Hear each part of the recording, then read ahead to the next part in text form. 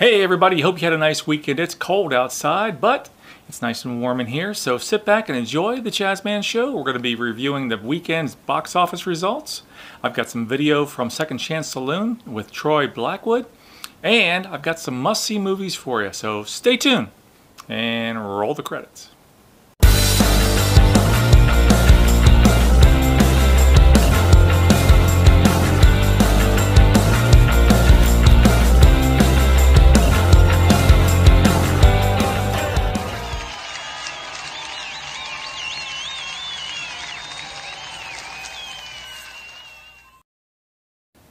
Well, hey everybody, welcome back to the Jazzman Show. This is episode number 14, and this week in the box office, the results are as follows.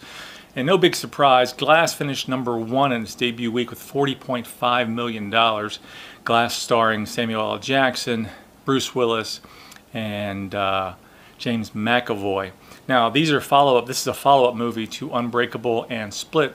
So if you want to check out those movies, you don't need to appreciate Glass, but it does help sometimes, in some ways I should say.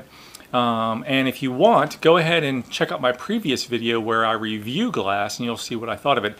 Now, no spoiler, I gave it 3.5 stars out of 5, and there's some reasons why. I discussed that pretty much in the previous video, so check that out.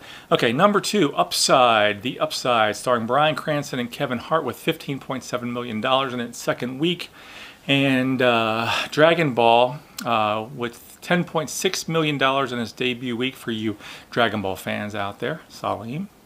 Okay, Aquaman in fourth position with $10.3 million, catapults itself over $300,000 domestically and $1.6 billion worldwide, which makes it nice and right and tight in the number 2 position in the DCEU universe, which is Batman, Superman, so forth. So it is right behind The Dark Knight Rises and right before The Dark Knight. So it's a nice place to be. James Wan is probably doing backflips. And there's also a review of Aquaman if you want to check out that. I'm not sure the number video it is, but I'm sure it was probably 3 weeks ago when it first came out. Okay, and let's see what else we've got. Spider-Man Into the Spider-Verse in 5th position in its 6th week, still holding on with $7.2 million. So, and again, I've reiterate for you, there is a great cameo by Stan Lee in that. So please check that out. Now, as far as the bigger news, not the biggest news, but I think it's interesting to note that Replicas in its second week fell 81%, dropping it down to $450,000. Whew, Keanu Reeves. But for you Keanu Reeves fans, as I am one too, because I think he's pretty freaking awesome, love the Matrix movies, Bill and Ted's Big Adventure, so on and so forth. John Wick 1 and 2 didn't disappoint. Well, on May 17th, John Wick 3 hits the movie theaters. So that's going to redeem Keanu from this horrible movie, The Replicas, or Replicas, simply Replicas. Anyhow, so that is the box office review for this week. Please check out my videos for Glass and Aquaman respectively. I also did a breakdown of Spider-Man Into the Spider-Verse too. So I'm starting to build a body of work here. So please check those out. And if you like, please subscribe, and please share with your friends. Now, moving on, if you take a look at Netflix, what's going on. Now, they did increase their prices a little bit this week, but that's okay. You know, right now they're streaming The Punisher, which came out on the 18th. And I'm on episode number 10 of 13, so I'm really getting to know Frank Castle once again. Of course, this is a swan song for the Punisher series for Netflix. Doesn't mean he's going away forever, just means that he's going to be leaving Netflix. Because, as you know, the Punisher is a Marvel character, and Marvel is a Disney property, and Disney's going to be starting their streaming service very soon, if they haven't already. But that's another subscription type streaming service, so that's why The Punisher is going to be discontinued after, at least on Netflix, after the 13th episode. So say goodbye to Frank Castle after that for a little while. And of course, Daredevil, that's another one that did really great ratings for the 3 seasons that it was on Netflix, but it also has been canceled. But never say die, because it just might come back. I'm pretty sure it will come back. It's big characters, Vincent D'Onofrio and Charlie Cox. You know, those guys are, I don't know if they're going to be recast. I think it'd be a big mistake too, because you already have a built-in audience, but that's just my opinion. But look for that probably on the Disney streaming channel in the near future. Now, as far as other things on Netflix, guess what came back? Pulp Fiction. Okay, Uma Thurman, John Travolta, Ving Rhames, Samuel L. Jackson. I mean, you really can't go wrong. Directed by Quentin Tarantino. And this is a very offbeat movie, but you know what? And because it's not a movie that goes, you know, A to B to Z, to D to Z and all that good stuff. It goes Z to B to A to, and it kind of moves all over the place. But they break up the way that Quentin Tarantino breaks up the story. It makes sense in the end, and it is quite intriguing. I especially liked the dance sequence at the bar with all the movie star lookalikes, because when I lived in California, there was a place called The Hop, and I used to go out there, and this was Huntington Beach, about 1986, 87. I just gotten out of the Marine Corps, and I had a friend of mine who works there. But anyhow, so just go up there. So it brings back memories of that. But of course, you really can't, you know, dissuade yourself. Oh, Bruce Willis is also in this movie, and Eric Stoltz is in this movie, and Rebecca De Mornay is in this movie. So a lot of people. Even look for a cameo from Kathy Griffin in this movie as well. So, oh, and Harvey Keitel. So again, I'm not going to go off on Pulp Fiction. That's a whole series. That's a whole show by itself. But yeah, check that out. It's streaming right now on Netflix. So Netflix redeeming itself a little bit, getting rid of The Punisher and so forth, Daredevil after this season. But hey, you know, you're always going to find Pulp Fiction there. At least you'll find it right now. So that's a good one. Also, the Avengers Infinity War. Again, that is a Marvel property owned by Disney, so catch it while you can. Also, Black Panther and Thor Ragnarok are also on Netflix right now, so check those out. Now, let's see here. Now, here's a countdown for you. On April 26th, Infinity War's Endgame comes out. So right now, we are 90 days away from that April 26th. So, as my buddies and I would say when we were in the Marine Corps, it is 89 days and a wake up. We used to use that to describe the time that we were getting out of active service. So if you had, you know, 30 days left, you'd be like, I'm going to be a civilian in 29 days and a wake up. So that's kind of where that came from. All right, so that is the weekend box office. And now, I got an email from somebody the other day, and they were asking me what movies that I really enjoy. And I tell you, I kind of prompted this thought process.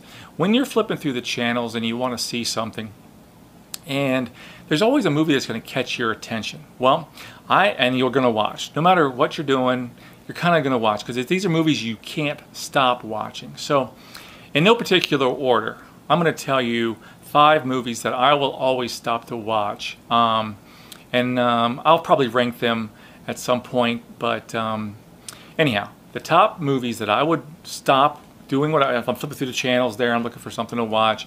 Okay. Well, the first thing that comes to mind is Shawshank. You know, get busy living or get busy dying.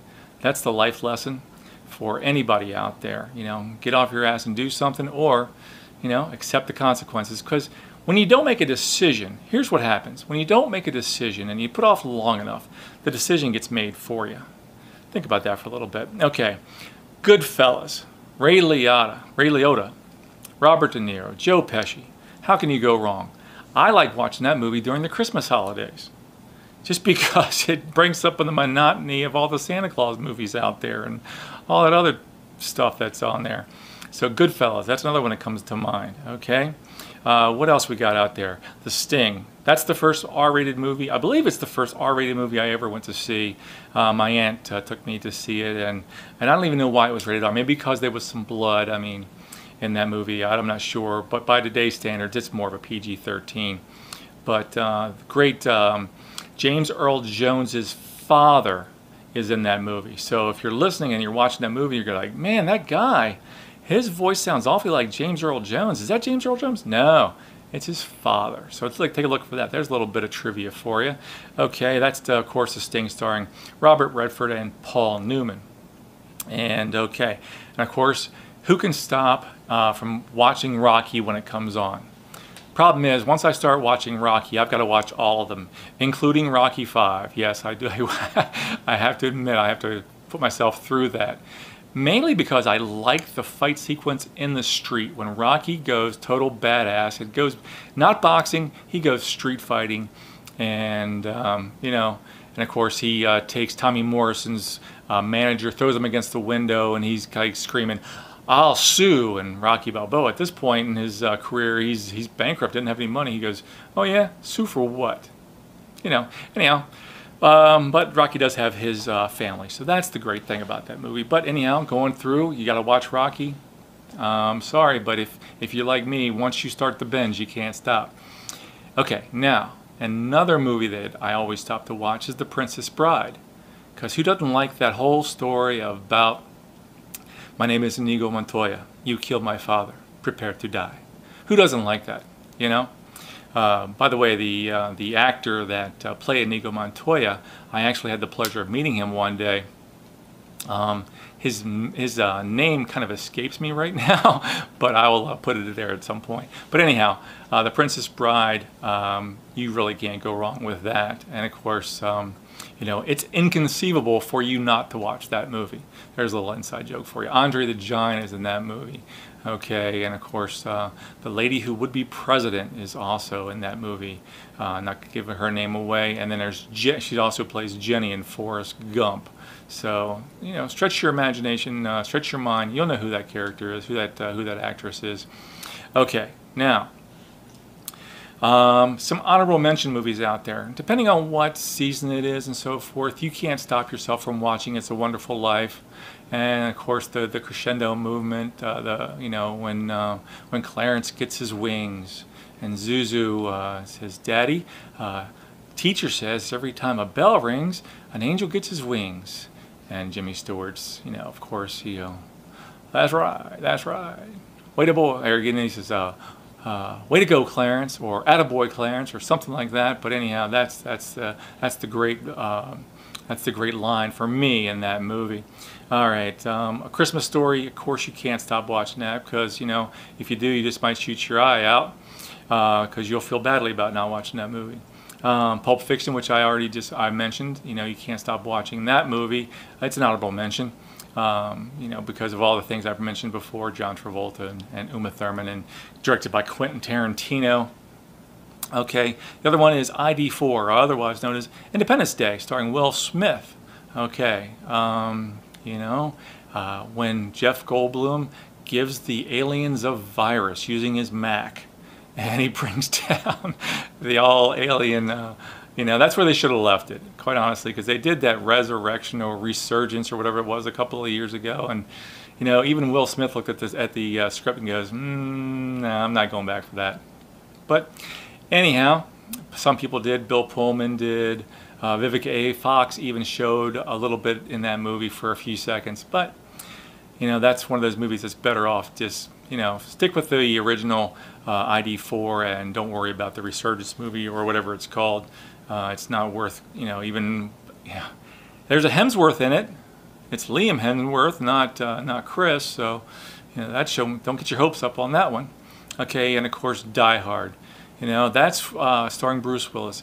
That's when Bruce Willis really, you could tell he was hungry then. He wanted to do a good job in his movies. He became the character. Somewhere over the course of the last 30 years, though, Bruce has gotten rich, and he's forgotten how to become a character. And he almost plays a caricature of himself. Every movie he's in these days, he's just John McClane, another version, or he walks through the movies. Now, I don't know the man. I shouldn't, you know, take sides, but I kind of have to. I'm an observer. I'm a critic. I watch these things. So if you want to see Bruce Willis in, you know, in his heyday, go watch Die Hard. Even Die Hard 2 is not so bad. Die Hard 3, you know, Samuel L. Jackson is in that, and Jeremy Irons. You can't really go wrong with that cast of characters either. Okay, now, for another movie that I think that most people probably have never seen, but it's one of my favorites. It's a movie from 1955. It's called Mr. Roberts, starring Henry Fonda, Jack Lemmon, William Powell, James Cagney, and if you look closely, you'll find an actress in there named Betsy Palmer. And you're saying to yourself, Betsy Palmer, why does that name sound familiar? Well, quite simply, she's Mrs. Voorhees from the Friday the 13th movies. So definitely worth watching. Now, the story about Mr. Roberts is this. He's a petty officer or a commander on a supply ship. He wants to go to war. He feels as though he's not putting enough of an effort into the war, not realizing the entire time that he really is a very valuable commodity to the war effort. He's supplying all those other sailors and Marines with their cargo, their oranges, their fruits, mail, everything that comes into his cargo ship. He gets out and disseminates to the other ships so they can fight the war. He just feels that he should be in the midst of it. Well, he makes a deal with the devil, and in this case, the devil is played by James Cagney.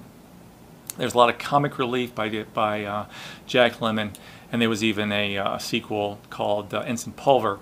But anyhow, if you want to look at a really good movie and some character, character depiction, look at Mr. Roberts starring Henry Fonda. Again, it's during the war. He wants to do more. He makes a deal with the devil, and there's repercussions. The whole thing is if you watch this movie and you don't come out realizing that, man, Mr. Roberts was a hero all along, well, then you should probably watch it again and look for the hidden messages in that. It's one of those movies I watch whenever it comes on. It should really be in my top 5, but it's, and maybe it is because out of the movies that I mentioned so far, that one brings up a lot of good memories for me. Anyhow, so that is my weekend box office and my Netflix binging and some movies that I would recommend for you to take a look at. Now, what else is going on? I went out to Second Chance Saloon last night and I taped Troy Blackwood doing his 5 minutes of stand-up.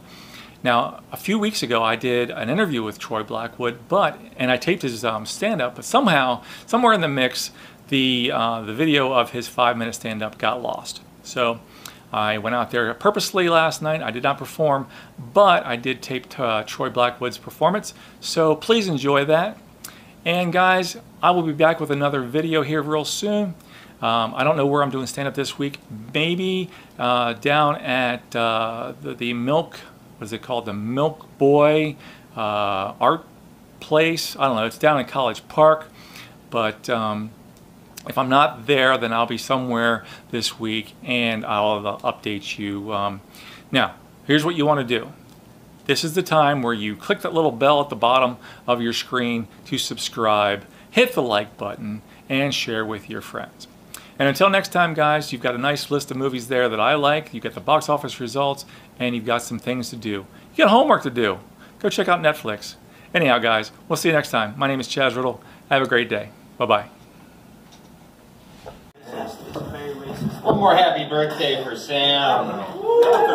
He had a big 2-1. My birthday is Wednesday. The big 3-7. That's a life changer. That nobody cares about that one. But well, when you get older, there's a lot of people that do make it special though. Because I'm not a particularly good gift giver. And you have a lot of friends or you meet people that are like incredibly good gift givers, and it's like insanely thoughtful, and it like draws like on your relationship and like all that stuff. Because like earlier in the week, my weed dealer gave me free weed for my birthday. I was like, can you see my soul? Like, how do you know me like that? Oh. So, but I'm trying to change how I speak and be a better feminist. So, for example, I don't call, you put me in a pussy. Like, I don't say that anymore. I'll be like, oh, like somebody gets offended by something I say, I'll be like, oh, if you're going to be so delicate, you should get a scrote to curl up in. Yeah. Nice and comfy and safe. A couple degrees cooler than the rest of the body. Be nice. Or you'd be talking about like a boxer, Like, yeah, he's fast. He's fast. He's tough. Tough as a cunt. Yeah, it's progressive. I like that. But I don't know. I'll see how that goes. It's tough to get those phrases to take off. Like I'm selling T-shirts. Like we have a lot of Maryland pride. You see that Maryland flag everywhere. So I'm selling T-shirts that have the state slogan. It says Maryland, drive like nobody's watching. Like I think that'll take off. It's like something I notice all the time. There's this phenomenon here where people do this thing where they go into the exit lane. And it's the exit lane. So what divides it is the dashed lines, and then the little dots, and then 2 solid lines, and then it's gravel, and then it's a barrier, and you can't do anything. I always see people get in that exit lane and then wait until the gravel and be like, psych, and cut over. And it's not that big of a deal because I've been like so desensitized to it. But the other day, I saw a fucking school bus do it. Yeah! That's some brave shit. I saw that guy, I was like, man, that's brave. The pussy on that guy. Man. And what else was nice about it, too, was like, I had to jump over to get out of the way, and I looked, and after he made it over, he did a little, like, one of these. Like, celebrating, like he wasn't so sure he was going to clear that railing. That's brave. He's like, oh, I'm in the wrong lane, damn it. He's like, you know what? Fuck it, I'm going for it. It's like, kids, hang on. He's like, hope y'all like math, because some of y'all are going to become statistics. And it's like, turn that fucking wheel. Like, oh, give your life to Jesus. Whoop, cleared it. Oh. Maryland pride. I like that. And I'm not above that shit either. Because I go back to visit my family and I'll go to like the Midwest. I see people use their blinker and I'm like, coward! Like I give a shit where you're going. That dorky, like, oh, I'm gonna blink my plans to you with this Morse code. Fucking loser. God, look at the last 2 minutes here. But I do get offended by some stuff. Like I was driving around and I saw like a sign that offended me a little bit. It kind of got my hands up. And you know what it says? Drink Southern Comfort responsibly. First of all, no. It's Southern Comfort. That's not what it's for. Like all of a sudden you're going to start hearing Southern Comfort stories that had to do with responsible stuff. Like, oh man, remember we drank all that Southern Comfort? Oh yeah, we did your taxes early. Oh, no, that other time we were doing all the shots of Southern Comfort and those 2 blonde bitches came over like, how? And we organized recyclables. Oh, Southern Comfort. They can't do that. They need to start with baby steps. Like Southern Comfort. Punch fewer cops. It works. Southern Comfort. What if next time you only fucked half the team? You know, I said that somewhere and I had one lady get like really, really offended. Like she was being a testicle about it. And I had to ask her, I was like, are you really upset that I said something bad, that there was, you know, an offensive line of dialogue coming out of my mouth, or are you upset because you put an offensive line in your mouth? That's my only sports joke.